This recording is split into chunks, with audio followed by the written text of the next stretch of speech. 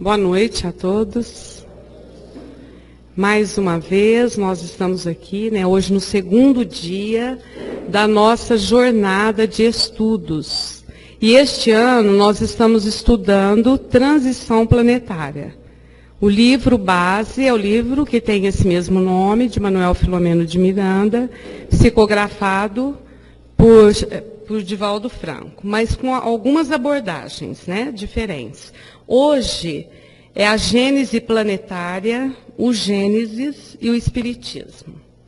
Nós estamos aqui com a ausência de uma das companheiras, por motivo justo. Ela não pôde estar conosco, mas muito bem representada aqui pelo Mário e pela Daniela. Agradecemos a presença de todos vocês e temos certeza que todos vocês que estão aqui vão ter um banquete espiritual. Então vamos orar ao nosso Pai de amor, para que junto do seu regaço possamos entender que somos seus filhos.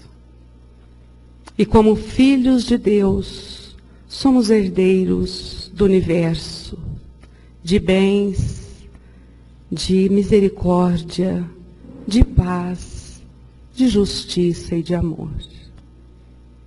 Agradecemos a equipe espiritual que nos assessora, que nos auxilia, aos amigos da espiritualidade que coordenam na dimensão espiritual essas atividades.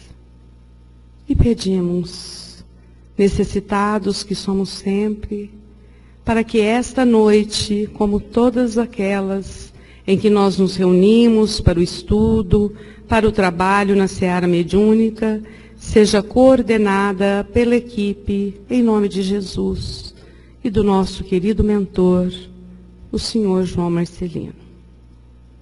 E desta forma, com os nossos corações elevados, é que nos dispomos a ouvir este estudo, esta apresentação, para que através desses conhecimentos nós possamos ser criaturas mais evangelizadas.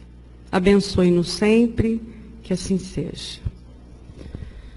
Para quem não conhece, nós temos muitas pessoas novas, porque aqui basicamente tem o grupo do COEM. O Mário Arias é o companheiro nosso, trabalhador aqui na casa, também fez o COEM e agora... ele já deu aula aqui para vocês, Mário? Esse ano, Então vocês já conhecem. E a Daniela também, participante da casa, atuante nas reuniões mediúnicas de estudo. E a Daniela é assim, ela é cria mesmo da casa, porque ela foi evangelizada aqui, participou da mocidade e agora no movimento adulto. Que vocês sejam muito bem-vindos, tenham um bom trabalho, que Jesus os abençoe.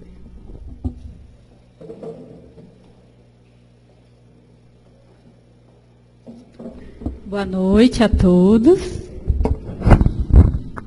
Sempre um grande prazer encontrar os conhecidos, conhecer pessoas novas. É sempre uma alegria, uma satisfação muito grande estar aqui nessa casa que é muito querida, por todos nós, que temos a honra de participar desse trabalho tão bonito que é realizado aqui. Como a Marleninha disse, hoje nós vamos falar sobre a Gênese planetária. O tema geral da semana é a transição planetária. E a Gênese é para a gente poder entender como tudo começou, onde tudo começou, porque a transição é o processo pelo qual estamos passando, aonde iremos chegar. E a Gênese vai dar mais esse enfoque primordial mesmo.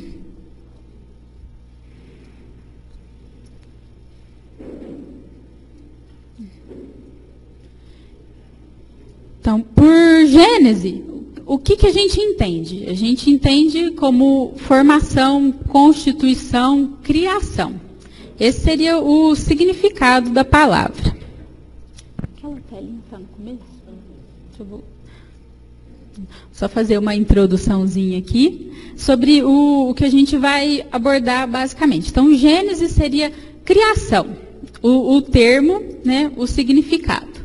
E nesse tema, Gênese planetária, nós vamos tratar sobre a Gênese espírita e o Gênesis bíblico, o conceito de Gênese, tanto da formação dos seres, quanto da formação dos planetas, desde o início, a ciência espírita e o seu papel para a compreensão da Gênese dos mundos e da vida sobre a Terra, e a Gênese de um novo mundo.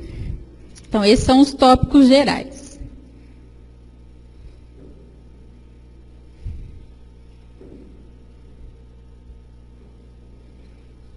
Então, quando a gente fala em Gênese, principalmente Gênese dos planetas, a primeira imagem que vem na maioria de nossas mentes seria a figura de um Deus, né, criando um planetinha ali, apontando aqui o dedinho para a criação do planeta, um Deus personificado, né, uma criação sobrenatural.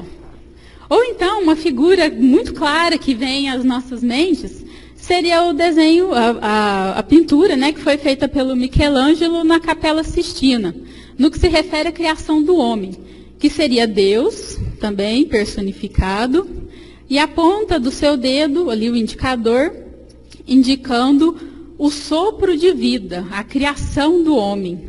O homem que estaria ali apoiado sobre a terra, né, que teria sido criado. A imagem está pequenininha, mas ali no braço de Deus estaria a figura mitológica de Eva, criação da mulher, e a criação do homem. E ali ao redor, né, estariam os anjos, que teriam auxiliado nesse processo de criação. Então a gente vai falar sobre a formação do mundo material e a história da humanidade, considerando o seu duplo princípio, seja a formação corporal, seja a formação espiritual. A ciência sempre se preocupou mais com o lado material, com a criação da matéria. Com o advento do Espiritismo, a gente pôde ampliar os horizontes. Aí veio a criação enquanto ser espiritual. Muitas teorias ao longo da humanidade foram elencadas sobre esse assunto. Uns diziam que a criação dos planetas, que a criação do homem, independia da existência ou não de Deus. Já outros acreditavam na espiritualidade pura, acreditavam que era uma criação estritamente feita por Deus, e outras teorias híbridas aí que misturavam as duas ideias. Hoje em dia, relacionado à criação do planeta, qual que é a teoria mais aceita? É a teoria do Big Bang. Então, não convém nem a gente entrar nas outras teorias, porque as outras teorias já passaram. Essa é a mais aceita atualmente. O que seria Big Bang? Seria a grande explosão. Por que a grande explosão, como tem aqui na imagem? O que significa, né? O que essa teoria vem nos dizer? Ela vem nos dizer que o universo teria surgido após uma grande explosão cósmica, que teria ocorrido entre 10 e 20 bilhões de anos atrás. E dessa explosão, teria tido uma grande liberação de energia, criando a relação espaço-tempo. É uma teoria séria, motivada por bases científicas, só que sempre surge uma dúvida, né? E antes disso, o que haveria? Apesar de ser uma teoria completa, interessante, não é uma teoria absoluta. Com a invenção do telescópio, descobriu-se que as galáxias, elas se afastavam umas das outras. Foi uma descoberta muito importante, porque antes disso, o homem analisava o cosmo, analisava o céu, né? Analisava ali os astros apenas visualmente. Então, era muito limitado as conclusões que se poderiam chegar. Com a invenção do telescópio, então as descobertas foram bem maiores, foram bem mais significativas, porque ampliou-se o campo de visão humana. Então, essa descoberta foi muito importante. Por quê? Porque ela veio corroborar com essa ideia. se o universo estaria em expansão, se os astros estariam se afastando uns dos outros, se os astros estavam aí em permanente movimento, se novos planetas estavam sendo criados, é porque tudo isso teria surgido de um mesmo ponto. Então veio corroborar, né, com a ideia do Big Bang. Nessa imagenzinha aqui, seria o Galileu demonstrando, né, ali o uso do telescópio para as autoridades eclesiásticas ali daquele tempo. Então, o que se descobriu? Se descobriu que a Terra, que as estrelas, que as galáxias, possivelmente elas teriam saído de uma esfera de energia menor do que uma bola de ping-pong.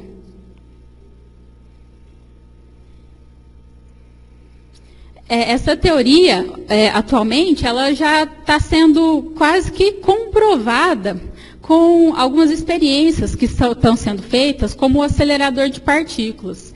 Eles estão tentando recriar o ambiente inicial de criação e liberação de energia. É uma experiência que está num grau muito avançado. Ela esclarece algumas dúvidas sobre como era o ambiente ali nessa criação inicial, mas ainda sobram algumas perguntas. E para nós, né, para o Espiritismo, o que seria um embasamento interessante para essa ideia da criação? A criação estaria diretamente relacionada ao poder criador, que é um atributo de Deus. E esse atributo de Deus, ele seria transmitido ao conjunto de inteligências divinas e espíritos puros, que são considerados os agentes da criação. Então, não seria, no caso da Terra, né, como um exemplo, uma criação isolada, né, com Deus soprando ali, criando um planetinha, mas sim um trabalho de equipe, feito por vários espíritos puros, claro que, obviamente, né, dotados de capacidade para desempenhar essa função. Eles são considerados agentes da criação, porque, não sei se todo mundo já chegou nessa lição do Cohen, mas os espíritos, eles vão passando por escalas evolutivas, todos nós. E em determinado momento da nossa existência, nós vamos nos tornar espíritos puros. Quando nós chegamos nessa fase, tem muito mais sentido a gente acreditar que nós vamos nos tornar úteis e nós vamos ajudar na manutenção do universo. Então, seria mais ou menos essa teoria. E o que o André Luiz vem nos dizer no livro Evolução em Dois Mundos? Ao influxo do próprio Senhor Supremo, operam as inteligências divinas. Tomam o plasma divino e convertem-no em habitações cósmicas. E continuam a agir equilibrando rotação e massa, harmonizando energia e movimento, formando os sistemas planetários. Então, sempre sob a orientação, seguindo as diretrizes, né, do nosso Senhor Supremo, as inteligências divinas manuseariam o plasma divino e com esse plasma eles iriam criar ali as habitações. Mas é só criar? Sim. Dá um soprinho? Não. É um trabalho muito mais complexo, né? Como mesmo André Luiz cita ali. Eles continuam a agir, porque deve haver um equilíbrio de rotação, de massa, de temperatura. As condições ali têm que ser propícias para que exista vida, caso a intenção seja essa.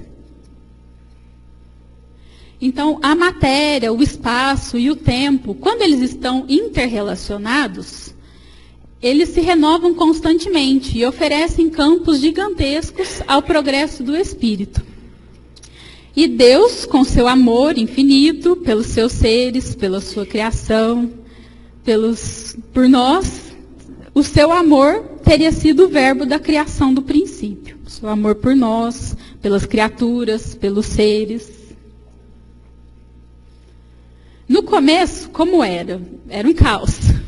Não havia matéria líquida, não havia matéria sólida, só os gases e poeira.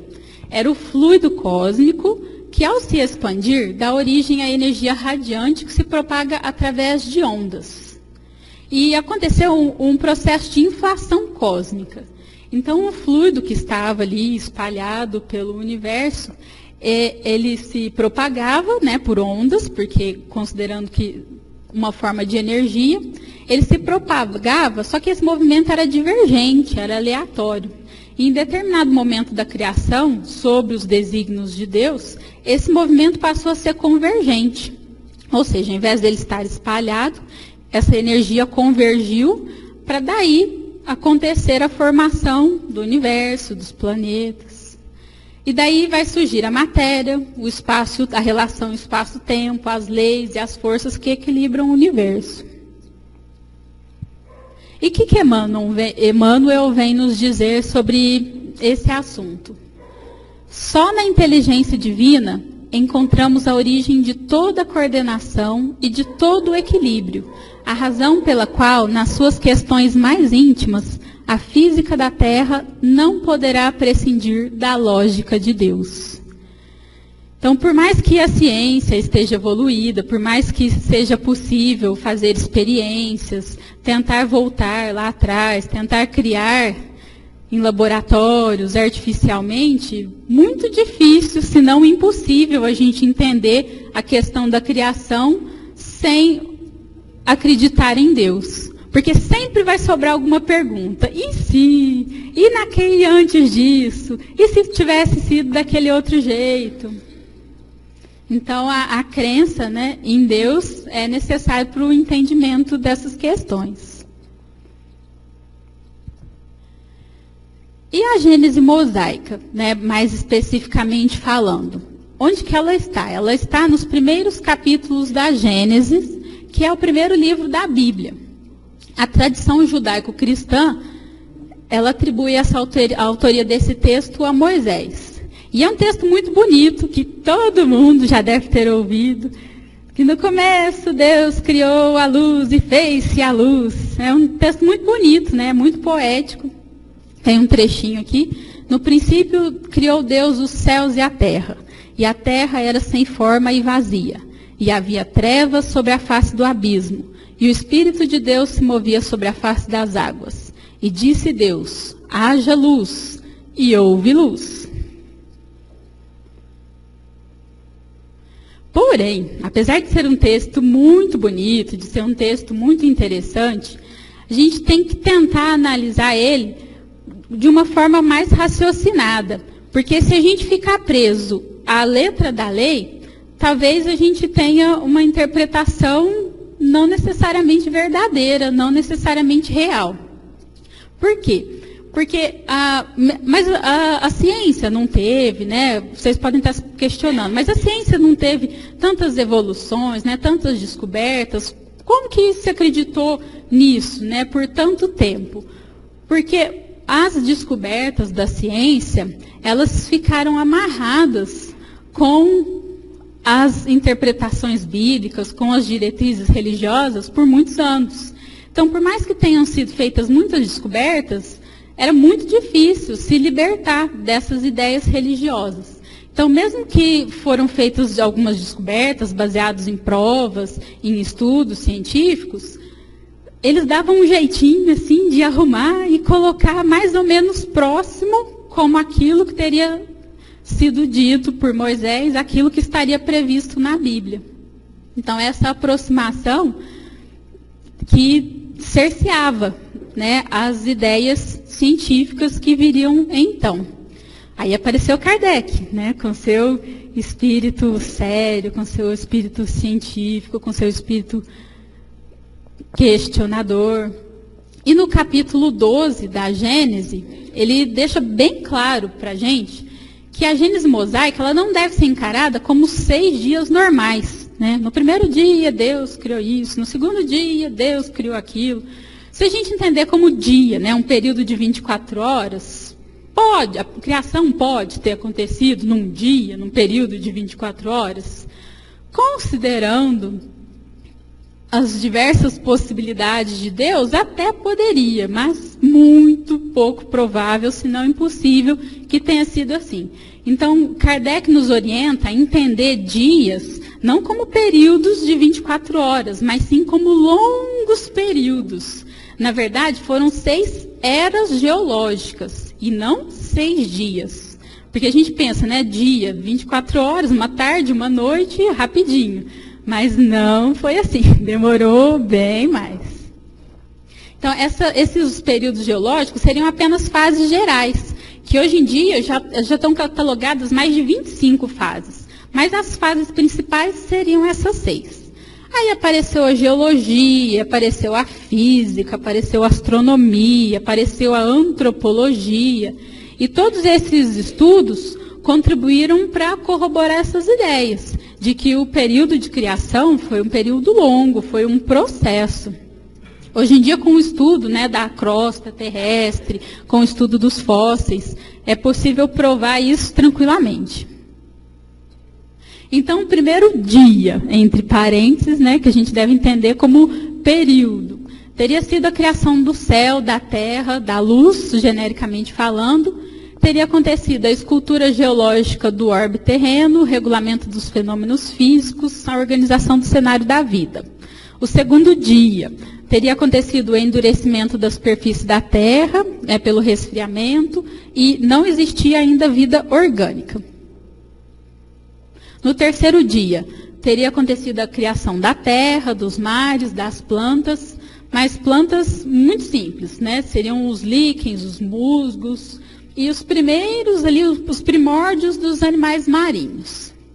E é importante citar também que quando a temperatura da terra, quando houve ali aquela convergência de esforços dos espíritos superiores, a criação, no caso da terra, a criação do planeta, ele estava ali nas condições adequadas, a temperatura já estava mais amena, já tinha resfriado um pouquinho. O planeta, ele estava coberto pelo protoplasma. O que seria o protoplasma? Seria uma matéria gelatinosa que teria sido o embrião de todas as organizações do globo terrestre. Então, uma fase muito importante para o planeta. Depois, no quarto dia, teria sido a criação do Sol, da luz, das estrelas. Aí a temperatura da Terra já estava mais baixa, a atmosfera já estava mais purificada e apareceram novas espécies de vegetação. No quinto dia, teriam aparecido os peixes, os pássaros, porque já tinham sido formados os continentes, os mares. O surgimento dos pássaros, que eram muito estranhos ainda nessa época. E a máquina celular, ela foi aperfeiçoada no limite do possível, né, no limite que as condições da Terra possibilitavam. Então, essas espécies que apareceram aí nesse momento eram de acordo com o que era possível fisicamente falando. E no sexto dia teria sido a criação dos animais terrestres e do homem. Então, surgem os primeiros selvagens de compleição melhorada, tendendo à elegância dos tempos do porvir. E o sétimo dia? Todo mundo conhece também. Teria sido o dia que Deus abençoou a sua criação e seria o dia que ele tinha descansado, supostamente. Por quê? Porque é um pouco estranho a gente pensar nessa ideia de Deus descansando, né? Imagina Deus sentado numa redinha, assim, né? Na sombra e água fresca. Não é, assim, sem nenhum viés de crítica, mas não é muito lógico para nós que acreditamos na criação incessante, para nós que acreditamos na pluralidade dos mundos. Então, eu acho que esse descanso aqui não existe, não. Porque Deus sempre está criando, seja planeta, seja seres, seja reestruturando aquilo que já existe. Então, é esse descanso aqui, mas está lá na letra do que Moisés trouxe para a gente. Então, então, com a criação do homem, ficou muito presente no nosso imaginário a figura do Adão e da Eva, né, que teriam sido os primeiros habitantes do planeta. Mas Kardec deixa bem claro e frisa, em muitas partes da Gênese, a linguagem figurada da Bíblia, que eram feitas alegorias, né, eles contavam por parábolas. Então, sempre a gente tem que tentar abstrair algo mais, e além daquilo que está ali na letra do que está escrito. Então, Adão, a população da Terra, né, não teria sido, a Terra não teria sido povoada apenas por dois indivíduos. Adão e Eva, eles seriam uma figura representativa da raça adâmica. Então, o planeta já existiam alguns habitantes aqui no planeta, só que eram habitantes muito primitivos, e essa raça adâmica, ela teria imigrado de outros planetas mais evoluídos do que o nosso, eles teriam vindo para cá para se melhorar e para ajudar na evolução do planeta. Mas isso ficou muito presente ali, né, no imaginário ali, Adão e Eva, no paraíso, o pecado original. Então, até hoje, ainda isso é uma questão bem controvertida. Mas essa seria a nossa tese, né, a criação espírita. E uma parte que sempre me intrigou, que seria essa parte da mulher saindo da costela do Adão. Eu sempre fiquei com a pulga atrás da orelha nessa parte. Principalmente quando quando eu ia em alguma celebração, né, de algum casamento, seja na igreja católica, na igreja evangélica, isso sempre ficava muito explícito no sentido de que a mulher deveria se subjugar ao seu marido, porque ela era uma parte criada através da costela do homem, portanto um ser inferior. Mas agora que eu entendi, eu achei linda essa passagem, porque é novamente o sentido figurado. Kardec deixa bem clara essa parte de que a mulher formada da costela do Adão não quer em nenhum momento dizer que a mulher seja um ser inferior, mas sim que ela é sua igual diante de Deus. Ela tem a mesma constituição que ele. Então, por isso que ela deve ser amada, né, como parte de si mesmo e não como sua escrava. E eu passei a gostar dessa parte. E o que o Gabriel Delany vem falando para a gente no livro Evolução Anímica? Nenhuma teoria filosófica pode, como o Espiritismo, explicar todos estes fenômenos.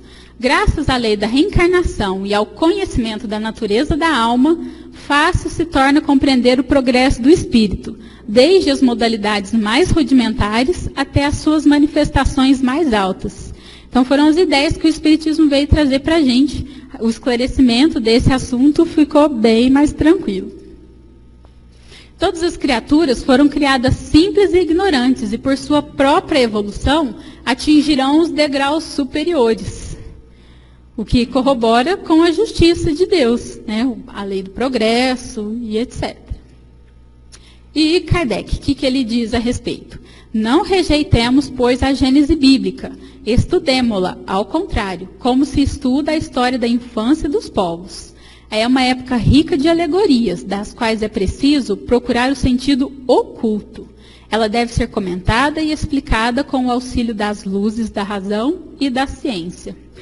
Então é um texto muito rico, né, um capítulo muito rico, que vai falar sobre a criação propriamente dita, seja dos seres, seja dos planetas, mas a gente tem que sempre tentar fazer esse exercício, de procurar o sentido oculto e não se ater ali à letra do que está escrito. E essa é uma breve introdução, que agora o Mário vai continuar a aprofundar mais esses temas. Obrigado, Daniela. Boa noite a todos. Em alguns momentos eu gosto de me apegar à letra. Eu gostei desse negócio da costela. Cláudia? Eu acho que a gente tem que nos ater ao que está escrito na Bíblia, minha querida. Então, dá seus pulos aí.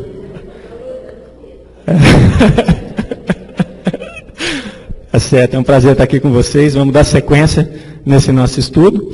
É interessante um ponto onde a Daniela começou a exposição dela, falando a respeito da explosão, que os cientistas vivem correndo atrás da descoberta, né? Querendo provar que não existe Deus. Não existe, não. Realmente, nós vamos conseguir provar o que aconteceu.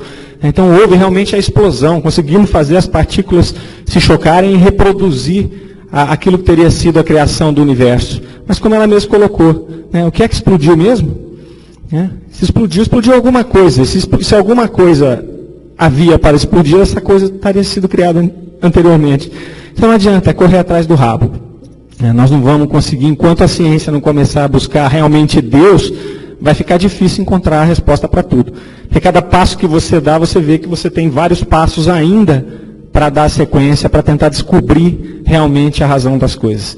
E o mais difícil é que nós, seres humanos, queremos medir Deus com a nossa régua. Ela também colocou a respeito disso agora mesmo. Deus descansou, como se Deus se cansasse. Como se Deus fosse uma personalidade que se cansasse. Deus se vingou, como se Deus se irritasse com alguma coisa. Nós damos os nossos atributos a Deus. Nós enxergamos aquele Deus criando, né? É nosso, nosso estágio evolutivo é assim que nós conseguimos entender. E é por isso que muitas vezes a gente se sente muito longe de Deus. Porque é uma energia tão diferente da nossa atual, que a gente não consegue se identificar. E o ser humano precisa de alguma coisa para se identificar. Nós somos ainda bastante cartesianos. Vamos dar um pouquinho de número para aquilo que a Dani falou, rapidamente, né? Só para a gente criar um contexto e seguir uma linha de raciocínio dentro dessa gênese da Terra. Nós vamos falar da gênese da Terra, nós vamos falar da gênese da vida na Terra, depois nós vamos falar dos planetas e aí nós vamos chegar lá na nossa transição planetária. Então a formação da Terra se deu entre 4,6 bilhões de anos. Já existem estudos que comprovam que pode chegar até 6 bilhões de anos. No início era uma imensa massa de gases, né, como a Daniela também explicou para nós, a gente está só sintetizando aqui. Substâncias em altíssimas temperaturas. Quando começa o resfriamento, disso daí os materiais mais pesados passam a ocupar a região central da Terra e os mais leves permanecem em cima, formando aí a parte externa. Nesse momento a temperatura ainda era muito alta, não havia condição nenhuma de existir vida. Opa. Vamos lá, aqui. Muito bem. As forças de atração do Sol começam a estabilizar a órbita do planeta, o movimento de rotação determina o achatamento dos polos e começam então a se gerar os oceanos, pelas erupções vulcânicas de rochas fundidas, pelas colossais chuvas que choviam com certeza lá centenas de anos ou milhares de anos, e evaporação contínua.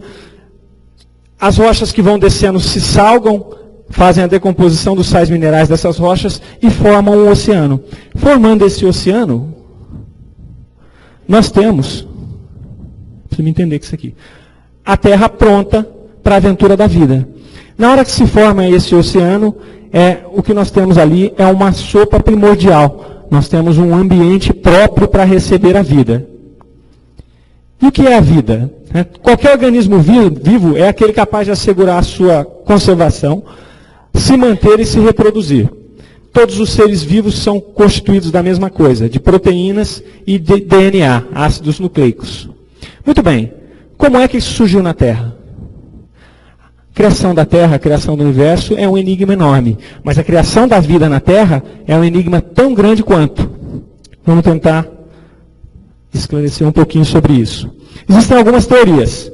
As tradições religiosas nos remetem que foi um ato do Criador. Aquele ato, aquela imagem de Deus colocando o dedo e criando a vida. Lá na Gênese mosaico, que a Daniela nos passou, está colocando isso. E lá tem uma particularidade. Segundo essa tradição, Deus criou todos os seres segundo as suas espécies já. Ser humano como ser humano, cavalo como cavalo, macaco como macaco e assim sucessivamente. Muito bem. Geração espontânea é outra teoria que veio um pouco após. E eles tentaram provar que os seres vivos já nasciam organizados e que eles eram originados da matéria em putrefação. Que as condições da matéria em putrefação, elas se tornavam favoráveis à origem da vida. E que os seres já nasciam inicialmente dentro dessas condições favoráveis também nas suas formas. Então eles imaginavam que, por exemplo, no meio do lixo nasciam ratos, nasciam baratas, então que ali também a vida poderia ter sido criada dessa maneira, a partir desse ambiente de decomposição de alguma matéria. Obviamente com experimentos muito simples, né? Ou seja, fecha aquilo num lugar, você não tem como criar, não cria mosquito, né? Então, eles deixaram um ambiente aberto para provar que nascia mosquito da carne putrefada. Só que se fecha, não nasce mais mosquito. É óbvio, não entra ninguém para botar ovo ali, né? Então, a teoria é bastante frágil. Nós temos depois a teoria da biogênese, que é a que hoje ainda é a mais aceita pela ciência. É o que você conseguiu chegar mais próximo daquilo que é a realidade e é que é aceita como realidade hoje. Primeiramente, se considera que essa sopa primordial, dada pela criação dos oceanos e pela temperatura da Terra naquele momento, criou condições para que a vida fosse gerada espontaneamente. Em 1929, dois cientistas separados, o Alexandre Oparin e o João Haldane, criam uma teoria para provar como isso aconteceu. Eles publicaram no mesmo tempo a mesma hipótese, com pequenas diferenças, alguns pormenores sobre a origem da vida. Isso é interessante, né? Porque sempre quando alguma coisa surge verdadeiramente, ela surge sempre em mais de um lugar. Aconteceu com a doutrina espírita, aconteceu com a evolução das espécies, sempre tem 2 ou 3 de pontos diferentes que chegam à mesma conclusão quase que simultaneamente. Não é à toa que isso aqui é o mais próximo da realidade. Então, o Oparin considerou lá que as condições para a origem da vida surgiram como etapa natural, incluída no movimento da matéria. Como é que foi isso aí? A matéria inerte teria se transformado num organismo vivo. Por quê? Porque a atmosfera, que era composta de água, hidrogênio, metano e amônia, estimulada por aquelas descargas elétricas oriundas das tempestades milenares que ocorreram, elas geram os primeiros aminoácidos. Esses aminoácidos, arrastados pelas chuvas, se acumulam nos mares primitivos e constituem essa famosa sopa primordial aqui nos lagos e oceanos. E que a partir daí teria dado início à criação. De que jeito? Através de bilhões de anos de seleção natural, essas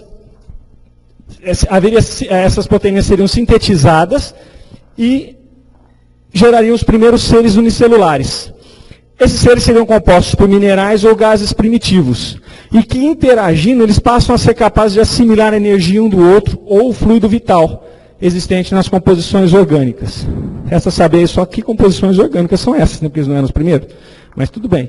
E aí surgem os primeiros coacervatos, que são aqueles bichinhos ali. Eles começam então a individualizar os aminoácidos, desenvolvem um metabolismo rudimentar e começam um processo de conservação e autorreprodução. Mais milhões de anos, a seleção natural conduz essa evolução química, gerando conjuntos moleculares bem adaptados e eliminando os que não estão adaptados. 2 cientistas, novamente, conseguem reproduzir essas experiências. O Stanley Miller, ele cria no laboratório as condições químicas da Terra primitiva, aquela sopa primordial, e o Sidney Fox testa a etapa seguinte, que é pegar alguns aminoácidos que poderiam ser equiparados com as formas primitivas de vida. Ele consegue, nessa sopa primordial que ele fez, criar esses aminoácidos. Teoricamente, estaria resolvido o problema. Se nós esperarmos aí 2 bilhões de anos, talvez a gente consiga essa resposta. Né? Quem estiver vivo aqui, conte para nós o que aconteceu. Poderíamos dizer que está resolvido o problema. Mas como nada é tão simples, se nós formos considerar a distância que existe de um coacervato daquele que nós mostramos com uma vida orgânica, ela é monstruosa. Ela é monstruosa. Se nós imaginarmos, por exemplo, olha a beleza dessa couve-flor aqui, ó. Uma simples couve-flor, que inclusive nós comemos no almoço hoje. Se imaginarmos isso aqui, a beleza, a perfeição dessa composição e tentarmos levar para aquele coacervato lá, nós vamos ver que tem uma diferença enorme, enorme, uma distância entre isso. Então a vida ela se caracteriza por uma especialíssima condição de oposição à tendência seguida por todo o universo. A Daniela explicou para nós que o universo está em constante expansão. Essa expansão, ela é um processo entrópico, processo de entropia, está sempre se expandindo, sempre se desintegrando. Essa é a situação real da matéria, essa é a situação normal da matéria, é se desintegrar. A vida trabalha num processo contrário a isso, num processo negentrópico, ou seja, ela agrupa. Então esse é o maior mistério. Como ela consegue agrupar? Se tudo no universo desagrega, por que ela agrega? Outra coisa, nós conseguimos em qualquer instituição viva, sobretudo nos animais, acúmulo de informações, guardar informações, modificar informações genéticas. Também é outra coisa que é impossível imaginar que isso ocorra de maneira aleatória. Então essas coisas nos colocam em choque. Tá bom, descobriram lá como criou o coacervato, mas do coacervato até onde nós estamos, tem uma longa distância. A vida, então, é um fenômeno criador. É um grande enigma que desafia ainda a ciência. Aí, ela se torna possível só se entrar em cena algumas forças organizacionais de alguma espécie. Com isso, nós vamos para o trabalho do Dr. Hernani Guimarães, quando ele pesquisa lá o modelo organizador biológico, que nós conhecemos como perispírito. O Dr. Hernani Guimarães criou, inclusive, uma máquina para provar como é que funcionaria o perispírito. Então, há que se entender que precisa de algum modelo organizador para que esse processo negentrópico funcione. Senão, a entropia vai funcionar, vai tudo desagregar. Como que alguma coisa consegue ter vida e agregar essa matéria? Precisa ter um modelo. Nós, na doutrina espírita, conhecemos o modelo, ele é o perispírito. E através disso, nós precisamos de outra coisa ainda. O que vai animar? O que vai permitir que ele retenha informações, que ele transmita informações? O princípio espiritual. Então, sem essas duas informações aqui, nós paramos aqui e temos uma dúvida enorme. Então, enquanto os cientistas não começarem a olhar e a buscar alguma coisa fora da matéria, vai ficar complicado. No caso do perispírito, nós já temos as fotos Kirlian, né, que já nos levam a alguma linha nesse modelo aqui. O princípio espiritual ainda é muito questionado, né, pelos cientistas, que querem realmente uma prova efetiva. Mas é um caminho sem volta, temos que ir até aí. Na visão espírita, lá no livro Evolução em Dois Mundos, tirei 2 trechos aqui, só para a gente ilustrar o que aconteceu daqui para trás, como que a doutrina espírita nos coloca. Então eles colocam ali, ó, a Terra, imensa fornalha atômica, estava habilitada a receber as sementes da vida. E sob o impulso dos gênios construtores, que operavam no orbe nasciturno, vemos o seio da Terra recoberto de mares mornos, invadido por gigantesca massa viscosa a espraiar-se no colo da paisagem primitiva. Então aqui nos narra aquele momento onde existiu aquela geleia, né? aquela massa viscosa ali. Dessa geleia cósmica verte o princípio inteligente em suas primeiras manifestações. Então vem do espaço. Aí Deus libera o princípio inteligente. Está pronto, vá receber ali as suas experiências. E à medida que se apresentam as primeiras células vivas, o fluido vital foi integrado na dimensão física do planeta. Depois disso, os princípios espirituais iniciais passariam a mergulhar e a reencarnar na matéria animada pelo princípio vital. Então a doutrina espírita nos traz o fechamento daquela história toda. Quando chega o modelo organizador biológico, quando chega o princípio vital e quando chega o princípio espiritual. Eu acho que para nós é muito lógico, né? Precisa de um tempo, não sabemos mais quantos anos, 10 anos, 20 anos, 100 anos, para que a ciência caminhe, fechando isso daqui. É difícil provar isso em laboratório, né? Um pouco complicado. Assim como é difícil esse negócio funcionar. Põe para mim aí, Cláudio, por favor. Passa aí. Isso, esse mesmo. Muito bem. Então, vimos mais ou menos como foi a gênese do planeta. Vimos rapidamente como foi a gênese da vida. Agora vamos explorar um pouco os propósitos. Quais eram os propósitos divinos quando da criação desse planeta? Quais eram os propósitos divinos quando da animação da vida nesse planeta? O propósito divino é um só, é a evolução. Deus trabalha com base na evolução. E essa evolução se dá em experiências, através de experiências. Os princípios espirituais, gerados simples e ignorantes, são depositados em um determinado mundo apenas para viver experiências e evoluir através dessas experiências. Nós temos depois as provações, as expiações, mas isso já são consequências das experiências e do uso das experiências que nós fizemos. Então, basicamente, a evolução se dá através de experiências. Nós vamos experimentando, vamos interiorizando e vamos nos construindo. Esses mundos, então, gerados para a experiência, eles têm uma diversidade. Eles podem ser mundos escolas, mundos prisões, mundos repouso. E eles têm também categoria. Kardec nos coloca que eles têm categorias inferiores e superiores. E aí, nós vamos passar também rapidamente por essas categorias dos mundos, que a Marlene já falou ontem aqui, mas que vocês devem ouvir aí ao longo da semana inteira, até para que se fixe isso. Nós começamos lá com os mundos primitivos. Os mundos primitivos, eles são reservados para as primeiras encarnações dos espíritos, para os seres que estão nas suas fases iniciais de progresso. Passam depois para mundos de expiações e provas, aonde o mal domina entre os espíritos, a exploração dos animais pelo ser humano é uma coisa evidente, e também o desrespeito à natureza. Próxima etapa, mundo de regeneração, onde os espíritos que ali estão, eles ainda têm que espiar.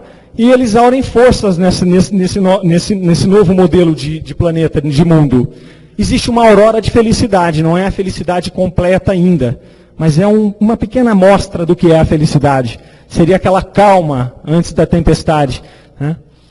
O mal já não predomina, então nós já temos o bem se sobrepondo ao mal, mas está ainda muito sujeito às leis que regem a matéria, ou seja, é um mundo estritamente material ainda. Ele é um mundo melhorado, mas ele ainda é estritamente material. Depois nós temos os mundos ditosos, que é onde já o bem já sobrepuja ao mal, e há um profundo respeito à natureza, um total respeito à natureza. E depois os mundos celestes ou divinos, que são as habitações dos espíritos depurados, onde reina exclusivamente o bem. Então, basicamente, essas são algumas das categorias dos mundos que foram nos apresentadas na obra de Kardec. Como e quais são as formas de evolução que ocorrem nesse mundo? Nós vimos que o mundo foi criado para a evolução. Evolução do quê? Evolução do princípio espiritual. À medida que o princípio espiritual vai se evoluindo no mundo, ele também vai evoluindo o mundo. Por isso que o mundo passa de uma categoria para outra. Ele passa de mundo primitivo para mundo de expiação e prova, depois para mundo de regeneração e assim sucessivamente. Pois bem, e qual é a natureza desse princípio espiritual que vem visitar esses mundos? Nós temos basicamente 3. Os espíritos novos, que são aqueles recém-criados, que por uma evolução gradual através dos reinos existentes nesse mundo, eles vão começar o seu processo de evolução. No caso do planeta Terra, os espíritos novos passam pelos reinos mineral, vegetal, animal e humano no seu processo de evolução. Esses são os espíritos novos. Depois nós temos uma outra categoria de espíritos, que são os espíritos migrantes, como no nosso caso, os exilados de Capela. São aqueles espíritos que vieram migrando de Capela, quando Capela mudou de um plano de provas e expiação para a regeneração, aqueles espíritos que não estavam preparados para conviver naquele plano, são deslocados para um mundo inferior, no caso a Terra, nesse nosso exemplo. Com qual objetivo? O primeiro, a conclusão da evolução deles. Eles não estavam preparados para continuar naquele planeta, mas eles tinham que evoluir, posto que a evolução não é uma escolha nossa, ela é uma imposição divina. Então eles concluíam a sua evolução através de novas experiências naquele mundo primitivo, ao qual eles eram endereçados, e também eles participavam do auxílio do desenvolvimento desse mundo. Então eram esses 2 objetivos. Você vai lá para acabar de se depurar, e aproveita, como no universo não tem nada inútil, e ajuda a moçada que está lá, né? Com o seu pensamento, com a sua evolução aqui já. Então, esses seres migrantes aqui eram seres que sofriam muito, porque viviam numa situação muito confortável, espiritualmente falando, né, fluidicamente falando também, e que vieram para um planeta totalmente diferente daquele, né, um planeta de uma esfera muito mais pesada, de vibrações muito mais pesadas. E depois nós temos ainda uma outra categoria de espírito, que são os espíritos missionários, que são aqueles que vêm de mundo superior, mas eles vêm para auxiliar no desenvolvimento ético e moral daquele mundo que está precisando. Então são aqueles missionários, aqueles que se sacrificam, que vêm justamente para cumprir uma missão aqui. Eles não teriam mais que passar por essas experiências. E aí nós temos Jesus, nós temos Gandhi, nós temos os espíritos de alta escola, né? Nós temos vários deles aí que vieram de mundos superiores. Jesus é o maior exemplo de todos, mas temos vários outros, né, que não são tão depurados quanto Jesus, mas que vieram também em missão para cá. E vem ainda hoje. Então, isso posto, vamos entender então como é que foi essa escala da gênese terrestre. O que aconteceu? Quanto tempo durou? Como é que foi essa cronologia da gênese terrestre? Entre 4 e 6 bilhões de anos, foi feita a conclusão da formação da Terra. Então, tudo aquilo que nós falamos lá atrás aconteceu de 4 a 6 bilhões de anos atrás. Aproximadamente 4 bilhões de anos aparece a primeira célula simples, os procariontes. 1 bilhão de anos aparece a primeira vida multicelular. 500 milhões de anos, os primeiros peixes e proto-anfíbios. 300 milhões de anos aparecem os primeiros répteis. 230 milhões de anos, os dinossauros. 200 milhões de anos, os primeiros mamíferos. E de 4 a 1 milhão de anos atrás, o gênero Homo aparece na Terra. Então nós podemos ver que são longuíssimos intervalos de tempo entre uma ocorrência e outra. Aqui eu sintetizei um pouco, se a gente abrir alguma literatura, você vai ver que tem outras divisões aqui, mas que não seriam importantes para o nosso objetivo. Mas são longuíssimos espaços de tempo. E o interessante é que eles vão diminuindo, né? Então, primeiro aqui, primeiro 2 bilhões de anos, depois 3 bilhões de anos, depois 500 milhões de anos, 200 milhões de anos, 70 milhões de anos e assim sucessivamente. Essa é outra característica da evolução. Quanto mais evoluímos, mais rápido nos tornamos capazes de evoluir. Isso é uma coisa extremamente interessante. Todo lado da evolução que você olha acontece a mesma coisa. Os primeiros passos são os mais difíceis. Isso nos dá um certo ânimo, né?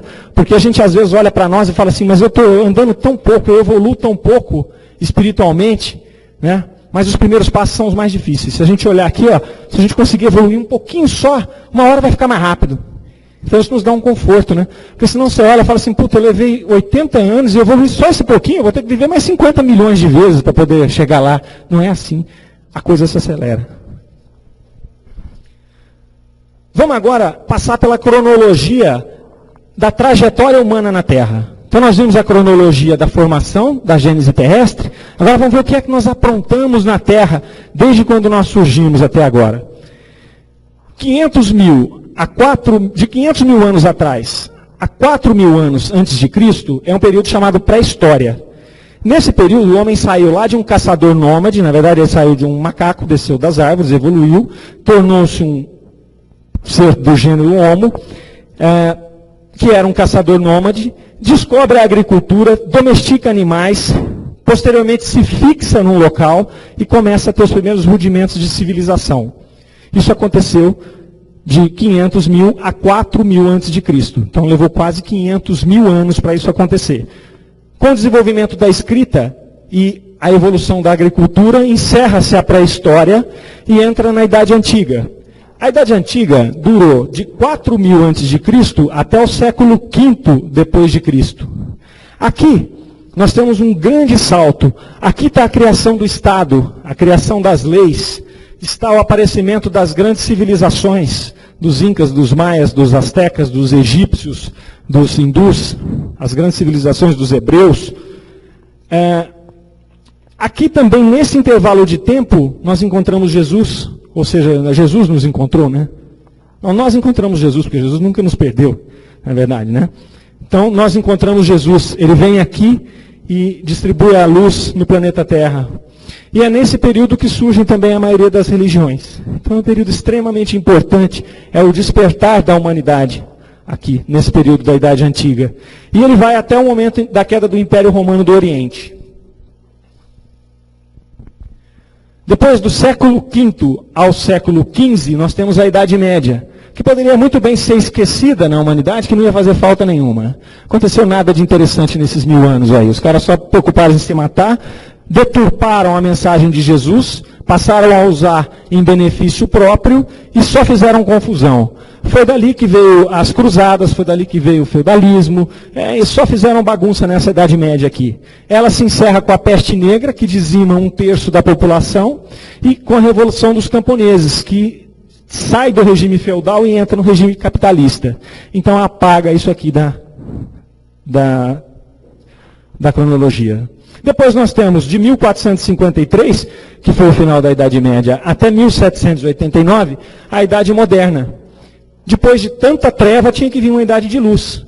Então aqui veio uma idade onde nós tivemos o iluminismo, nós tivemos os grandes descobrimentos marítimos, nós tivemos a Revolução Industrial, que trouxe muito progresso, que trouxe muita evolução material, científica, tecnológica para o planeta Terra.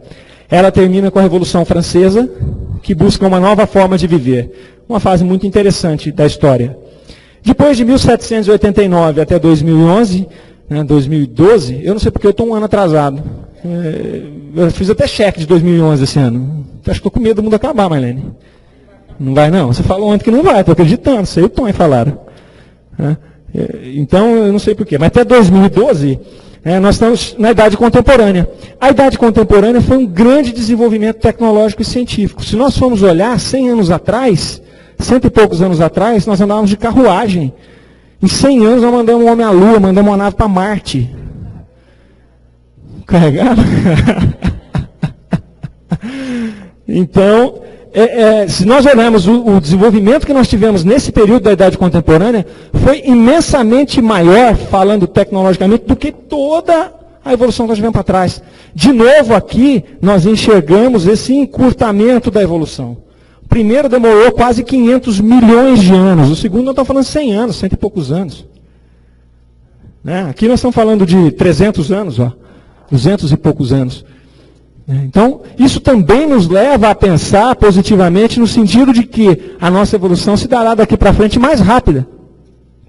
Tudo bem, por enquanto está se dando aqui na área tecnológica e científica, mas uma hora ela vai ter que ir para o lado espiritual e moral. E vamos torcer muito para a gente pegar pelo menos o começo dessa transformação, né? Para que a gente possa aproveitar um pouquinho, já que nós estamos nessa carruagem aqui, vamos aproveitar um pouco a viagem, né? Quais as características principais daqueles mundos? Basicamente para a gente se localizar, tá? Não vou ficar amassando muito barro nisso não. Características principais dos mundos primitivos. Primeira coisa, revestem-se de forma humana, mas nenhuma beleza. O domínio dos instintos é total, sem noção do justo e do injusto. Isso é um mundo primitivo, gente. Isso aqui são algumas características do mundo primitivo. A força bruta é, entre eles, a única lei. Resolve tudo na espada, tudo na pedra. São carentes de indústrias e de invenções e passam a vida na conquista de alimento. Isso aqui é uma síntese do que seria um mundo primitivo. Onde é que nós nos encontramos no mundo primitivo? Até quando a Terra foi um mundo primitivo? Segundo aquelas orientações ali atrás. De 1 bilhão de anos, ou seja, do aparecimento do primeiro ser vivo, até aproximadamente 5 mil anos antes de Cristo, o planeta Terra viveu nesse contexto de um mundo primitivo. Com a chegada dos exilados de Capela, que vieram aqui, se lembrem, justamente para nos auxiliar na evolução, surgem as grandes civilizações, surgem as leis, que são extremamente importantes nesse contexto de organização do mundo primitivo, surgem as grandes religiões. Então aqui surge a luz nesse momento, e começa o ser humano então a viver num mundo de expiação e provas. Já não é mais um mundo primitivo, o ser humano já se entende como um ser humano, como um indivíduo, ele já respeita leis, ele já tem noções religiosas, ele já tem civilizações, e ele contou com a ajuda dos exilados de Capela. No mundo de expiação e prova, as qualidades inatas dos espíritos encarnados constituem provas de que eles já realizaram algum progresso. Então, mesmo no começo do mundo de expiação e prova, se você olhar, você já vai ver espíritos bem evoluídos. Então, essas qualidades já olham e falam, já saíram do primitivismo, porque quando era no primitivismo era todo mundo, era geral, o mundo primitivo é meio que geral. Quando começa a se destacar, significa que nós já estamos no mundo de expiação e provas. Os numerosos vícios a que se mostram propensos constituem índice de grande imperfeição moral. Por isso, expiações e provas são necessárias. Muitos vícios, muitas expiações e provas para burilar esse espírito cheio de vícios. Muitos espíritos encarnam para expiar as suas faltas mediante trabalho penoso e misérias da vida. São as desigualdades, as grandes diferenças. Aqueles espíritos que sofrem demais, já encarnam para sofrer. No mundo de regeneração, a gente vai ver isso menos. No mundo de expiação e prova, isso é muito necessário. Isso nos esclarece muito, porque a doutrina espírita, ela favorece muito esse entendimento. Senão você vê uma criança que já nasce toda deformada, só vai espiar, não vai fazer mais nada na vida. Está certo, não é para fazer nada mesmo, está aqui para espiar. Está no mundo de expiação e provas, e a experiência que ela precisa passar naquele momento é a de expiação mesmo, está explicado, não tem mistério nenhum, está tranquilo. Para nós. Para quem não tem essa experiência, é um conflito enorme, é um conflito interior enorme. Que momento a Terra entrou e como que a Terra está nesse mundo de expiação e provas? De 5.000 a.C. até os dias atuais. Nós estamos ainda vivendo num mundo de expiação e provas.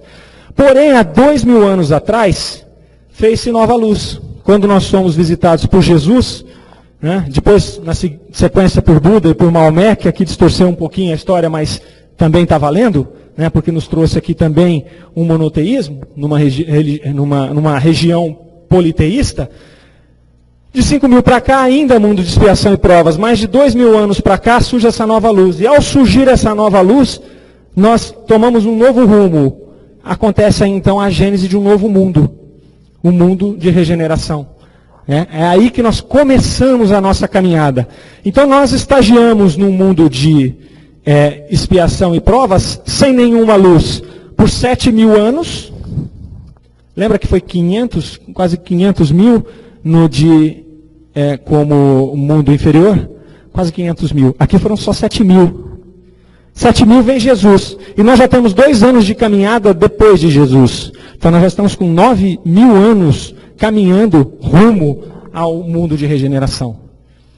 Então são 9.000 anos de trabalho. É muito? Não é nada. Perto do que nós já falamos aqui, de 4 bilhões, 6 bilhões de anos, 500 milhões de anos que o homem começou a se entender, 200 milhões de anos que o homem começou a ter noção da sua razão. Nós estamos aqui no início da caminhada. Por isso que a gente tem que tomar cuidado quando a gente começa a extrapolar no tempo. Quanto tempo vai ser? Quanto tempo não vai ser? A Marlene, ontem eu não estava aqui fisicamente, mas eu estava espiritualmente, ou interneticamente. A Marlene nos colocou exatamente isso. Que essa evolução, ela já está em trânsito, mas a gente não tem que se afobar com ela. Nós não sabemos exatamente o que vai ser. Tem que ficar daqui 10 anos, daqui 50 anos, daqui 30 anos. Calma. Já foram 9.000 anos de caminhada, nada indica, a gente vai explorar um pouco, que dentro dos próximos 20, 30 anos nós vamos conseguir isso. Então vamos tirar o nosso cavalo da chuva, nós não vamos ver isso.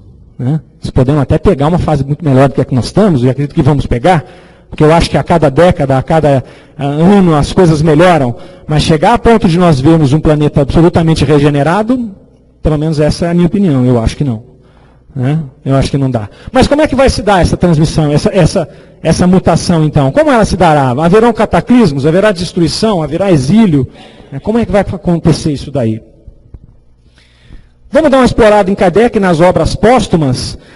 Eles nos dizem o seguinte, começa por aqui, não acrediteis, porém, no fim do mundo material. Depois, a Terra não será transformada por um cataclismo que aniquile de súbito uma geração. Mais à frente, o que se prepara não é, pois, o fim do mundo material, mas o fim do mundo moral. Vamos traduzir um pouquinho essas 3 frases. Catástrofes naturais. Quando a gente fala em mudança de mundo, a gente sempre fala, vai acontecer uma grande catástrofe, o tsunami. Tudo bem, isso tudo são situações necessárias para a evolução, auxiliam no processo de evolução, tanto para aqueles que sofrem com essa catástrofe, quanto para aqueles que ficam, que são também atingidos emocionalmente, psicologicamente, sofrem com a perda de seus entes queridos, sofrem com a insegurança que dá quando você vê uma catástrofe acontecendo perto de você, porque você fala, eu posso ser o próximo. Mas isso sempre aconteceu, gente. Sempre aconteceu. Vulcão, terremoto, peste, isso sempre aconteceu. E em proporções muito maiores do que estão acontecendo hoje. A peste negra, vocês lembram lá, ela dizimou 1/3 da população mundial da época. 1/3 da população hoje seriam quantos bilhões de habitantes? 2 bilhões, 2 bilhões e pouco. 2 bilhões de pessoas morrendo. Nós não estamos livres disso não. Uma hora aparece um vírus aí maluco e dizima um tanto de gente aí. Pode acontecer. Mas sempre existiu, não precisamos ficar desesperados com isso não. E elas são consequências da nossa agressão à natureza algumas vezes ou não. Então, às vezes a gente fala assim, olha, não, é porque o aquecimento global, o tsunami, não sei o que, não, tsunami até que prova o contrário, não teve nada a ver com o ser humano, não. Foram placas tectônicas que se chocaram lá embaixo e causou tsunami. Tem nada a ver com aquecimento global, com nada. Outras catástrofes como enchentes, como aquelas enchentes, por exemplo, do Rio de Janeiro, enchentes que dão em outros lugares, essas sim podem ter a nossa mãozinha, seja no aquecimento global, seja no excesso de desmatamento, enfim, numa série de intercorrências que a gente faz, que também é natural, nós estamos interagindo com o planeta interage conosco. Tudo bem. São necessárias para a renovação e para a evolução. E é um período de ajuste, é natural que aconteça isso. Então, isso aqui é natural, gente, o nome já fala, catástrofes naturais. Isso é natural, vai acontecer. Escassez de recurso é outra coisa que se fala demais. Vai haver fome, o ser humano não vai comer, não sei o que, vai faltar alimento. Tá bom, é uma preocupação sim. Mas, a cada ano que passa, a nossa tecnologia, a nossa ciência descobre condições de produzir mais alimento em menor área. Então isso aí o ser humano vai se ajeitando. Isso se dá mais por ignorância, por ganância, que nos leva a ter um estilo de vida muito diferente daquele que seria o natural, é por isso que nos leva à escassez. Porque a Terra hoje ela produz muito mais do que nós poderíamos consumir, se consumíssemos conscientemente. Se houvesse uma distribuição, se houvesse um equilíbrio. Então, em algum momento, sim, pode ter um choque aqui. Para quê? Para nos trazer de volta à realidade e nos mostrar que se nós consumirmos cada um apenas o necessário, nós podemos alimentar a Terra inteira e ainda consegue preservar o planeta Terra com o tanto de habitantes que nós temos aqui. Mais um pouquinho. Agora falar dos sinais dos tempos. Quais os sinais que a gente pode ver, na Gênese, por exemplo, de que os tempos estão mudando? Então, um pedacinho que eu colhi aqui. Ó. A geração que surge, imbuída de ideias mais sãs, imprimirá ao mundo ascensional movimento no sentido do progresso moral, que assinalará a nova fase da evolução humana. A nova geração que surge. Então é outra coisa que a gente pode entender. As duas gerações já estão convivendo juntas. Marleninha também falou isso ontem. Falou não, Marlene? Hã? Quinta. Então vocês vão ver isso todo dia. É certo?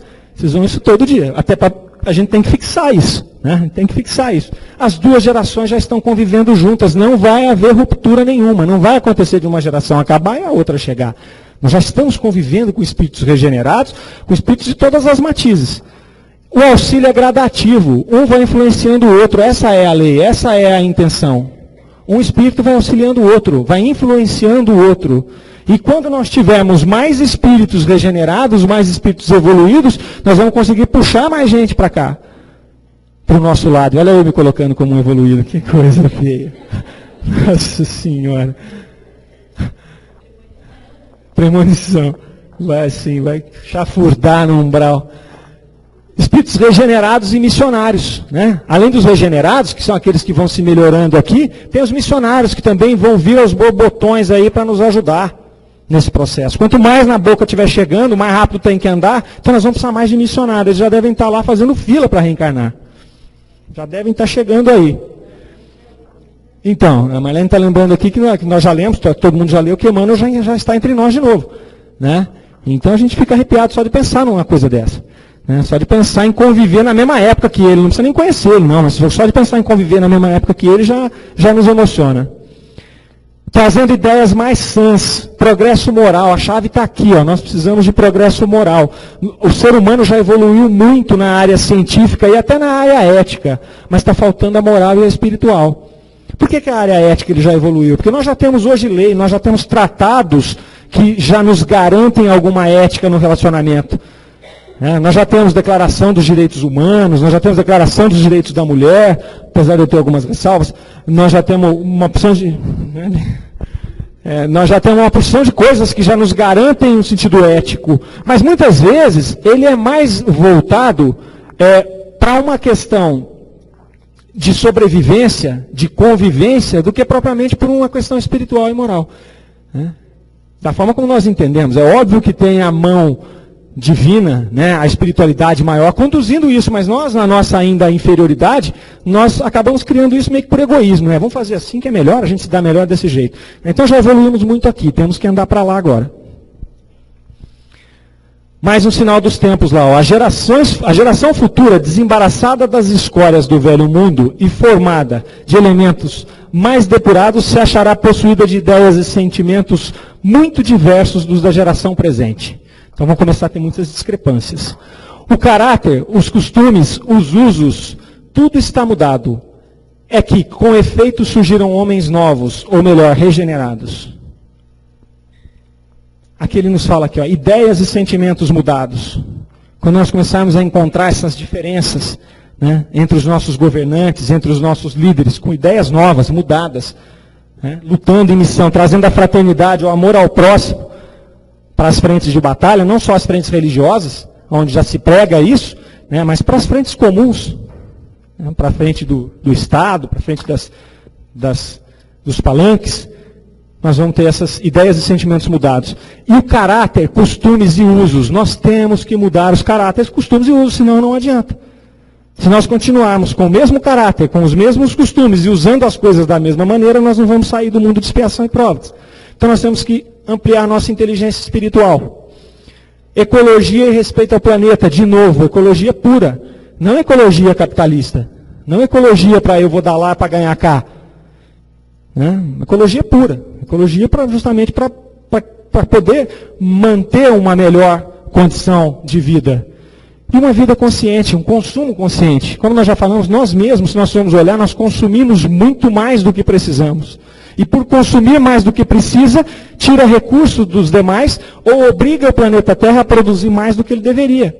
E aí a gente cai de novo lá na escassez. Mais sinais dos tempos. Havendo chegado o tempo, grande imigração se verifica dos que habitam. A dos que praticam o mal pelo mal, ainda não tocados pelo sentimento do bem, os quais, já não sendo dignos do planeta transformados, serão excluídos. Então nós chegamos aqui no ponto da migração. Voltamos lá em Capela.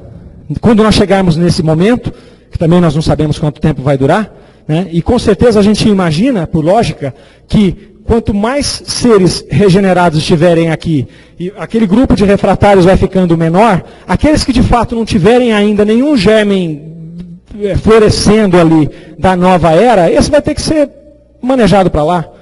Né? Deus dá muitas chances para nós, a espiritualidade dá muitas chances para nós o tempo inteiro, todos os dias, mas vai chegar uma hora em que as chances vão acabar. Olha, agora não dá mais para você ficar aqui. Né? Na boa, não dá mais, vai para lá e depois você volta. Então vai ser nesse momento. E aí o exílio vai se dar para os mundos inferiores. Aí aqueles de nós que tivessem mantido refratários ainda a essa mudança, vão ter que se mudar. Os incomodados que se mudem. Depois eles vão lá para aprimoramentos e expiações, auxiliar na evolução de algum planeta primitivo, e tudo isso por estarem refratários às novas influências que foram chegando. Como será essa geração nova, gente? Como é que nós identificamos essa geração nova? Pela natureza das disposições morais, de novo, sobretudo das disposições intuitivas e inatas das duas gerações, da que parte e da que chega. Torna-se fácil distinguir a qual das duas pertence cada indivíduo. Mais à frente, ainda na Gênese, a regeneração da humanidade não exige absolutamente a renovação integral dos espíritos. Basta uma modificação em suas disposições morais. Não se está pretendendo que nós viremos espíritos puros amanhã. Não. Basta a disposição para uma modificação nas nossas questões morais. É só isso. Nós vamos continuar no planeta de regeneração e, portanto, nós vamos continuar evoluindo, vamos ter muito para fazer ainda, vamos estar dominados pela matéria ainda. Mas se nós não tivermos disposição para mudar as nossas condições morais, aí não dá, é exílio mesmo, você vai ter que amargar mais um pouco lá fora. Joana de Anges, no livro Triunfo Pessoal, também nos coloca uma situação parecida. A civilização avança tecnologicamente falando. Questões éticas e sociais são discutidas e apresentadas como essenciais para o mundo moderno. Mas as questões morais ainda permanecem em plano secundário. É uma síntese do que a gente está falando aqui. Nós já evoluímos cientificamente, já evoluímos eticamente, né? Mas nós não evoluímos ainda no plano da moral. Quais os desafios dessa nova era? Desenvolver valores morais. Com certeza, o pessoal de ontem falou muito isso, nós falamos isso muito hoje, amanhã vai ser falado mais isso, quinta e sexta. É natural que seja assim. Família, trabalho, comunidade, sociedade. Isso tem que permear os valores morais. Conviver na coletividade. Isso aqui é um ponto importante, a gente vai tratar nisso com um pouquinho mais de detalhe. Entender, compreender e aprender com as diferenças. Nós gostamos da diferença desde que a diferença seja igual a nós, né? Ou nos atenda. Desde que quando a diferença nos incomoda, a gente já não quer mais entender, compreender e muito menos aprender com ela. Desenvolver valores espirituais. Uma condição espiritual. Esse é o nosso objetivo do estágio evolutivo. Proximidade com Deus. Uma vontade alinhada com a lei divina. A partir do momento que a gente evolui moralmente, nós começamos a alinhar isso. Né? A lei divina, que é a lei natural. E lembra que lá atrás ele falou de inato? Isso tem que ser inato, não adianta me forçar. Essa geração vai ter isso intrínseco nela, ela vai ser assim. Né? E vai ter que ser movida pelos valores espirituais. E essas são lutas individuais e coletivas. Nós vamos ter que travar essas lutas no nosso individual e essas lutas depois vão passar a ser travadas no coletivo. A nossa comunidade vai começar a forçar com que seja assim. E quem não for assim acaba sendo expurgado. Solidariedade vai ser uma premissa, não vai ser uma opção. Cumprimento das leis de justiça, amor e caridade. Erradicação de qualquer exploração de outros seres, trabalho infantil, trabalho escravo, isso tem que acabar. Hoje nós temos isso ainda em muito pequena escala. Quando a gente olha, mas com sinal de que nós estamos evoluindo, nós não temos isso, mas nós ainda temos escravidão, nós ainda temos trabalho infantil, sim, mas numa escala muito pequena. Isso demonstra o quê? Se a maioria já mudou, essa pequena faixa demonstra o quê? Simplesmente que nós não concluímos o processo, mas que nós estamos adiantados nele. Respeito à vida em todas as suas formas, como nós falamos lá, uma ecologia consciente, respeito à fauna. Isso passa, pessoal, por uma alteração na forma de alimentação. Não dá para pensar que nós vamos ser um planeta regenerado comendo animal, né? Comendo carne. Então a gente pode começar a se despedir das nossas picanhas, dos nossos churrascos, né? Pode começar, não dá. Não dá para pensar num planeta de regeneração completo comendo carne. Sim, eu como carne. Não, eu não tenho intenção de parar. Tá? Alguém pensando isso? Churrasco de cenoura, de cebola, sei lá. Né? Mas também até o churrasco vai ficar complicado. O churrasco vai ficar queimando carvão, carvão é árvore. Tomar cuidado, também senão vira chato, né? Mas não dá para pensar numa alimentação animal num planeta de regeneração. Prática da justiça social, liberdade de pensamento e escolha, seja do seu jeito. Eu vou aprender com a sua diferença, eu vou entender a sua diferença. Direito à educação, saúde, igualdade, oportunidade e erradicação da miséria e da fome. Isso aqui está escrito em qualquer programa político que a gente pegar. Quer ser um macaco se não tiver. Cumprem? Não cumpre. Por quê? Pelo nosso estágio evolutivo. Só isso, mas já está escrito lá, já é meio caminho andado. Né? Já é meio caminho andado. Vida mais longa e mais saudável. Nós vamos ter uma vida, está escrito lá, né, nas características de um mundo de regeneração. Hã? Credo? Mais longa e mais saudável, Nara. Mais longa e mais saudável. A evolução da medicina, célula-tronco, reprodução assistida, cirurgias em feto, tudo isso vem para quê? Para aumentar a nossa longevidade. No começo lá da pedra lá, a estimativa de vida era 15 anos. Por 100 anos atrás era 45, hoje nós já devemos estar perto de 70 anos. Né? Então, quer dizer, uma vida mais longa, mais saudável, menos doença, a tecnologia vai nos ajudar nisso. O retorno das medicinas alternativas também, homeopatia, acupuntura, Ayurveda e por aí vai. Né? Passes magnéticos aqui no Luz e Amor, então o Carlos vive receitando para todo mundo. Tudo isso são ferramentas que vão facilitar o nosso processo de vida mais longo e mais saudável. A ciência da nova era. Essa ciência da nova era não tem jeito, ela tem que descobrir o espírito. E ela tem que se aliar à filosofia e à religião. É o que vai acontecer com essa ciência, não tem jeito. Para preencher até aquelas lacunas que a gente colocou aqui hoje. Se ela não se aproximar da filosofia e da religião, vai ficar difícil. E ela vai passar a atuar num foco de um bem comum, desenvolvimento agrícola. Como que eu posso produzir mais, afetando menos a natureza? Isso é uma realidade já hoje, gente. A produção agrícola nossa hoje ela é 100 vezes maior do que a produção agrícola de 100 anos atrás. E a cada ano que passa, isso cresce vertiginosamente. Então nós não precisamos acabar com o planeta Terra. A ciência não vai permitir que a gente faça isso. Mudando os nossos costumes e a ciência ajudando, nós vamos ter comida para todo mundo. Energias puras e renováveis também é um tema que não sai de questão hoje. Vamos trabalhar nesse sentido aqui, sim, com certeza. A ciência vai trabalhar muito nisso. Carros elétricos, carros movidos a, água, outras coisas. Ou por que andar de carro? Erradicação de doenças.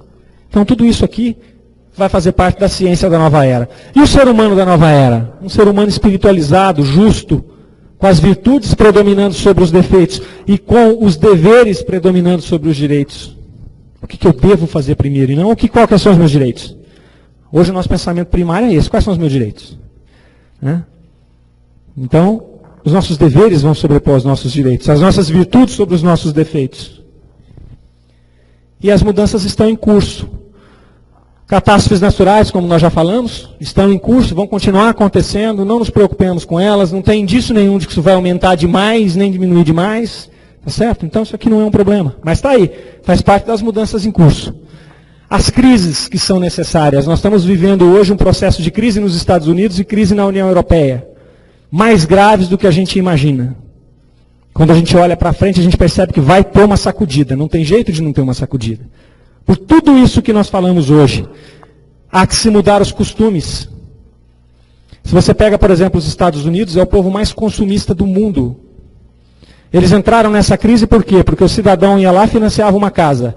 No outro ano, ele achava que a casa valia $100.000 a mais do que quando ele comprou. Ele refinanciava os $100.000 e consumia os $100.000. Ele não guardava, não investia, ele consumia. Em loja, em viagem, em carro. Hoje, depois da crise que assolou os Estados Unidos, que ela simplesmente foi varrida para debaixo do tapete, mas não resolveu, ela começou a trazer alguns efeitos que para eles, no primeiro momento, é maléfico, mas que se a gente for olhar a fundo, pode não ser. Por exemplo, a sociedade americana sempre foi uma sociedade voltada para o individualismo, voltada para a pessoa ser autônoma. Então, é praxe ainda, nos Estados Unidos, a pessoa fazer 18 anos e sair de casa. Você não vê filhos morando com pais. Independente de ter casado ou não. Fez 18 anos, linha, vai embora. Isso é comum, vai viver a sua vida, vai morar no seu apartamento, vai ter a sua casa. Isso é possível por conta dos costumes deles, por conta da situação financeira deles. O que está acontecendo agora? Essas criaturas que saíram para concluir os seus estudos, estão terminando os estudos, não estão conseguindo emprego por conta da crise, estão tendo que voltar para a casa dos pais. Uma situação absolutamente nova para eles, que vai trazer uma mudança de costume e uma mudança nas relações humanas. Nós nos desenvolvemos através da experiência. E qual a melhor maneira de ter experiência do que as relações humanas? É uma excelente maneira de ter experiência, conviver com os outros, dividir espaço. E eles estão tendo que fazer isso. Eles vão ter que consumir menos. Não tem jeito, não dá mais para ter 13 cartões de crédito. Não dá mais para consumir daquele tanto, gerar lixo daquele tanto. Não dá mais. Eles vão ter que exercer a humildade. Por serem povos muito evoluídos, por serem povos muito ricos, eles também se tornaram muito orgulhosos. Extremamente orgulhosos. Tanto os americanos como os europeus. Tem razões para isso, nos ensinam muito, nos ensinaram muito, são extremamente inteligentes, produtivos, tudo que devemos demais a eles. Mas não tem jeito. Para se tornar uma comunidade regenerada, tem que exercer humildade. O Solavanco ajuda. Desenvolvimento moral, idem. Na Europa vai acontecer exatamente a mesma coisa. Exatamente a mesma coisa. É um povo sozinho, é um povo que prefere morar num local pequeno, de 15 metros, 20 metros, até a companhia de alguém. É um povo que você percebe que você vê poucas crianças na Europa, está envelhecendo, né? Eles não querem ter filhos. Eles criaram uma vida muito particular, muito isolada, muito deles, né? São ricos, extremamente cultos. Então precisa mudar esses costumes, não dá, precisa das relações humanas, precisa ser mais humilde, precisa ser menos consumidor. Essas crises vão fazer isso. Qual espaço de tempo eu não sei, vai respingar na gente, vai, mas nós já estamos acostumados, pô. Perto do que nós já passamos, isso aqui é um cafezinho pequeno demais. Né? Já fomos nós que quebramos, agora o outro vai quebrar, não vamos estar preocupados. Né? A molecada mais nova deve estar preocupada, nunca viu isso, mas da minha idade para cima nós já vivemos tudo. Então isso aqui é necessário. E qual é o nosso papel nesse contexto todo? Qual é o nosso papel nessa mudança? Primeira coisa, a conservação das nossas virtudes. O Brasil está passando por uma fase boa já faz alguns anos. Pleno emprego, produção, a pessoa consegue consumo, consegue comprar sua casa, muito melhor, carro quase todo mundo tem, se não tem um carro tem uma moto, é muito fácil isso hoje. Né? Muito melhor do que há 20 anos atrás, há 30 anos atrás. Então nós vivemos nos últimos 20 anos uma fase excelente. Nós não podemos seguir o caminho que essas comunidades seguiram. Nós temos que manter as nossas virtudes aqui. Ó. Nós temos que manter a nossa espiritualidade para começar a conversar. O espiritismo nasceu aonde? No Brasil? Foi no Brasil, ele nasceu na França. As irmãs Fox aconteceram nos Estados Unidos. Não foi? Por que a espiritualidade começou o seu trabalho de implantação do espiritismo naqueles locais? Porque parecia o solo mais fértil. Era o povo mais culto, era o povo mais rico, era o povo mais estabilizado. Devem ter olhado e falado, nossa, Brasil não dá, né? Confusão danada, inflação, quarto de zero. Como é que esse pessoal vai prestar atenção no espírito? Não dá nem tempo, tem que correr para a fila da gasolina. Né? Então vamos baixar na França lá mesmo. O pessoal culto, tem história, tal, foram para lá. Não teve jeito. O materialismo se sobrepôs, e aí o espiritualismo migrou para onde? Migrou para o Brasil, migrou para a África. Nós temos que preservar isso. As religiões afro-brasileiras, aquelas que foram trazidas com os negros da África, puros de espírito também, que captaram a espiritualidade, talvez com um pouco menos de explicação, de orientação, de lógica do que nós conseguimos com Kardec, né? Tinha que ser lá mesmo, né? Com um cara igual Kardec para fazer aquilo daquele jeito e a gente pegar pronto, né? Então a gente teria que ter uns 50 Chico Xavier aqui. Solidariedade. Nós temos muito a ensinar para os outros povos no quesito solidariedade. Não por uma virtude nossa, não porque nós somos bons ou melhores, mas porque a necessidade sempre nos levou a ser solidários. Quem aqui nunca ajudou um familiar? Quem aqui nunca teve aquele cunhado precisando daquela grana? Chegando ali no domingo, meu, vem cá, arruma aquela grana. Né? Como é que é? Levanta a mão quem não teve. Né? A gente sempre teve que ajudar uns aos outros, né? Pela nossa condição. Sempre teve alguém da família precisando, algum vizinho precisando e tal. Nesses povos mais evoluídos, isso quase não acontece, gente. Eles são autômatos, eles não querem isso. A própria pessoa não quer pedir para ninguém nada. Aqui nós estamos acostumados pela nossa condição. E isso nos leva a ser mais solidários. É mais comum para nós ajudar alguém. Quando você viaja para fora do Brasil, você vê isso. Se você tem alguma dificuldade, encosta alguém, pode saber que ele é brasileiro. Encostou para ver se está com algum problema. Né? Outro dia um cara falou para nós, estava eu e a Cláudia, um casal lá, ele viajando com a esposa, falou para ela assim, não se preocupa não, se você tiver algum problema aqui, se você perder de mim, você senta e chora que vai aparecer um brasileiro para te ajudar.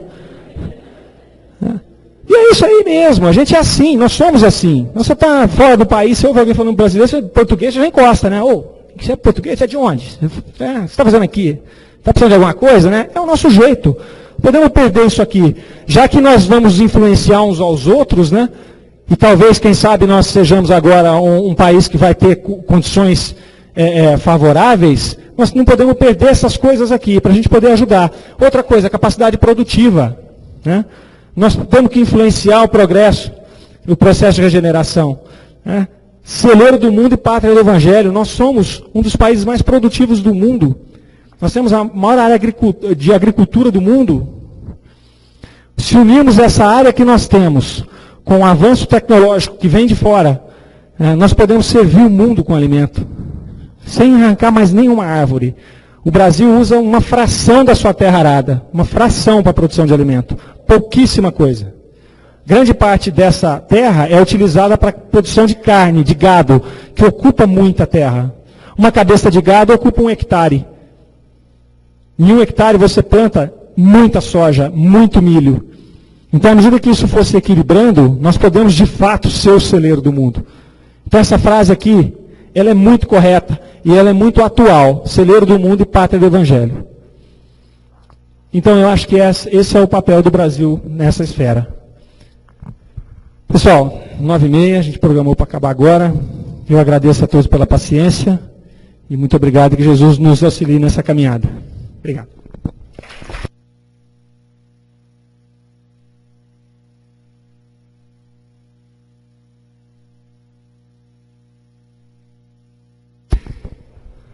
Nós é que agradecemos a esses 2 feras aí, né?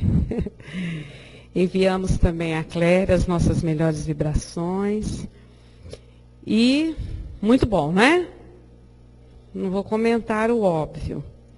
E amanhã tem mais. Amanhã é a vinda de Jesus e o cristianismo.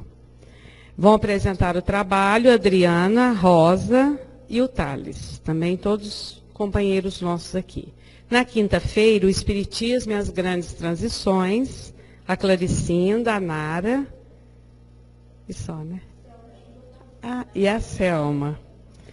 Sexta-feira, o Evangelho Futuro, a Andréia Brito está aqui conosco também, a Rosana e a Silvia. As 3 estão aqui hoje.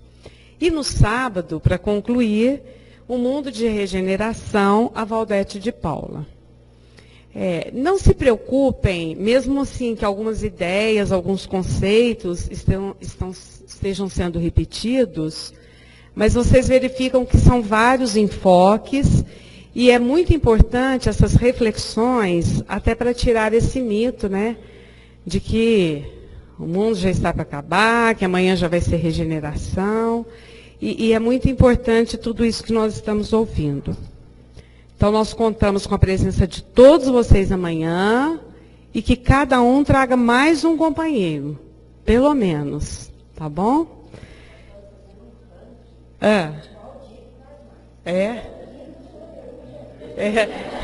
Ela já... Quinta já está com o público garantido, né? Vou mudar o seu para 5 horas da tarde. Isso é porque nós estamos estudando o mundo de regeneração, hein? Mas então vamos agradecer a Deus por tantos conhecimentos, pela doutrina dos Espíritos que nos esclarece, que nos ensinou a conhecer Deus como Pai, Pai de amor e de misericórdia. Aprendemos também que não morremos, que o nosso processo evolutivo se faz todos os dias, se faz em diferentes etapas reencarnatórias, e que, portanto, como nos disse o Mestre Jesus, caminhamos para a luz. Envolva-nos sempre, Pai de amor, nas suas bênçãos, para que possamos caminhar cada vez mais céleres para o mundo de regeneração. A nossa gratidão de sempre. Que assim seja.